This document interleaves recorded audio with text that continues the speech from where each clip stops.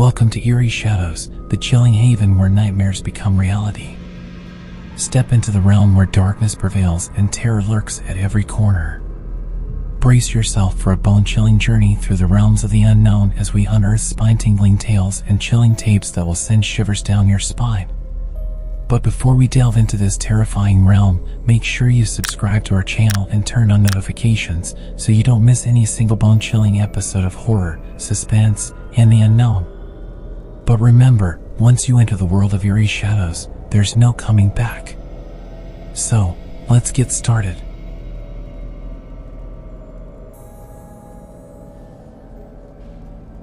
It was Christmas Eve night, and as a young child, I found myself caught in a strange and unsettling situation. My dad was briefly dating a woman named Megan after my mom's untimely passing, and for the first time in a long while, our home had a maternal presence. The incident occurred in a quiet town in Oregon, far removed from the bustling holiday chaos. My siblings and I, curious and eager for a sense of normalcy, had come to appreciate Megan's occasional weekend visits.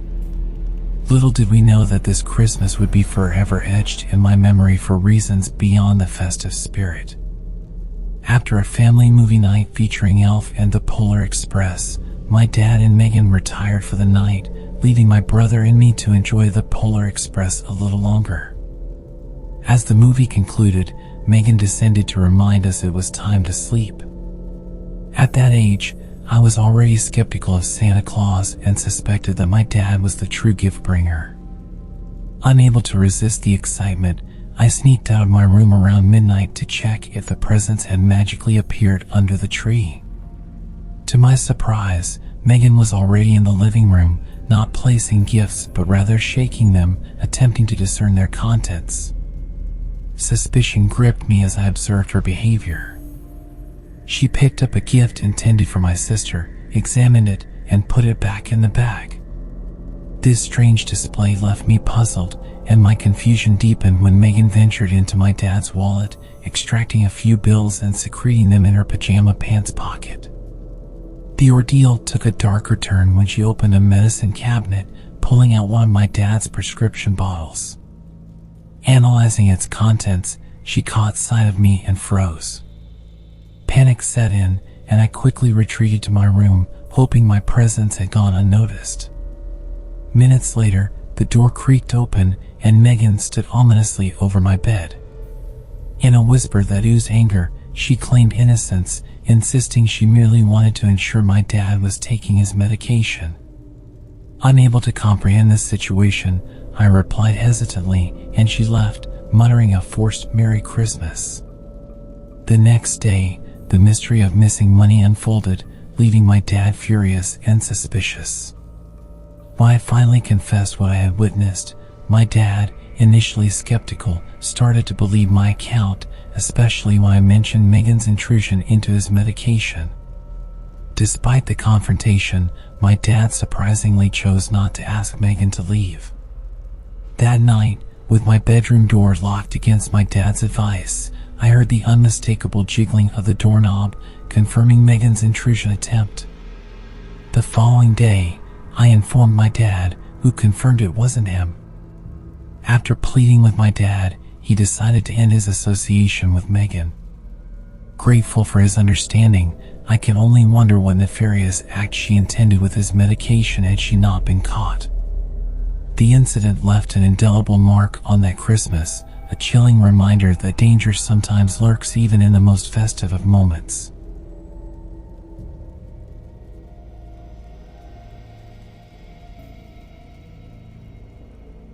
On a frigid December night, a week shy of Christmas, my family gathered at our summer house in the serene town of Greenfield, Massachusetts. Nestled on a quiet dead-end road, our house stood as a refuge from the bustling city life. The tranquil atmosphere was heightened by the fact that most of the neighboring estates belonged to affluent individuals with multiple residences scattered across the country. Being the first to arrive, my dad and I took on the responsibility of preparing the house for the family reunion.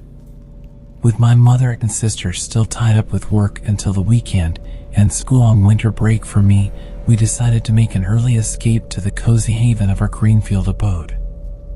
As my dad took care of essential tasks like turning on the heat and water, I unpacked my PS4, ready to spend the first day lost in the world of video games. The initial excitement of our early arrival was dampened by an impending snowstorm, a reminder of why we chose to beat the road conditions that would undoubtedly deteriorate after the tempest. The following morning, I awoke to a winter wonderland with at least 2 feet of fresh snow covering the landscape. However, my dad's question about the snowman in the backyard left me perplexed. I rushed to the window, only to find a snowman with stick arms raised in the air, adorned with carved eyes and a smile. Puzzled, I denied building it, and my dad, attributing it to the neighbor kids, dismissed it as an innocent prank. Little did we know, this was just the beginning of an eerie turn of events. The next night, a thump on my window jolted me awake. Terrified, I hid under the blankets, but curiosity got the better of me. Peeking outside, I discovered another snowman, this time with an angry frown, standing just beyond my window. I screamed for my dad, who, now concerned, promised to address this situation the next day. The following morning, my dad visited the neighbors to discuss the bizarre snowman occurrences. To our surprise, the neighbors were out of town, leaving us with no explanation for the unsettling events. Days passed without incident until Christmas Eve night when an unexpected knock echoed through the house. An unfamiliar voice pleaded for entry, claiming to have no one to spend Christmas with. Unease settled over us as my dad cautiously engaged with the mysterious visitor, refusing to open the door and urging them to leave before involving the police. On Christmas morning, a note was found taped to our front door. The message, though slightly muddled by the memory of the words, revealed the snowman builder's desire for companionship during the holiday season. The chilling revelation left us convinced that the individual responsible was not merely playing a prank but potentially harbored a mental instability that made him dangerous. In the days that followed, we took extra precautions. We installed security cameras, alerted the local authorities, and urged our neighbors to remain vigilant. The police conducted investigations, but without any solid leads, the case grew colder, much like the winter air that surrounded us. As the years passed, the unsettling events of that December in Greenfield became a cautionary tale shared among the townspeople. Some dismissed it as an urban legend, while others believed there was a mysterious figure lurking in the shadows, hiding behind the mask of innocence. Our family, however, remained on edge during every winter season, mindful of the possibility that the snowman builder might return. The memory of those nights filled with fear and uncertainty never faded completely. The unsettling events of that December in Greenfield left an indelible mark on our family, a reminder that sometimes the cold whispers of winter carry with them more than just the frosty air. It taught us the importance of vigilance, the fragility of our sense of security, and the darkness that can lurk beneath the seemingly idyllic surface of a peaceful town. To this day, whenever the snow falls and the holiday season approaches, we can't help but feel a shiver down our spines, wondering if the snowman builder will reappear, seeking companionship or something far more sinister.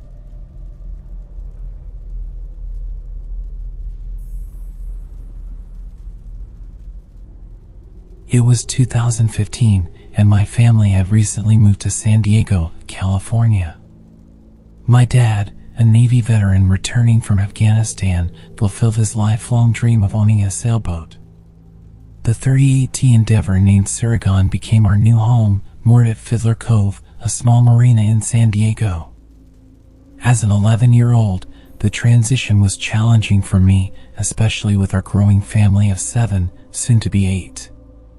The marina had its fair share of characters, but one neighbor in particular caught my attention. He lived 2 slots down the dock in a worn-out trawler named Queen Bee. The man himself was peculiar, balding with a rash around his mouth. Strangely, he avoided any interaction with my parents but struck up conversations with me whenever I was alone.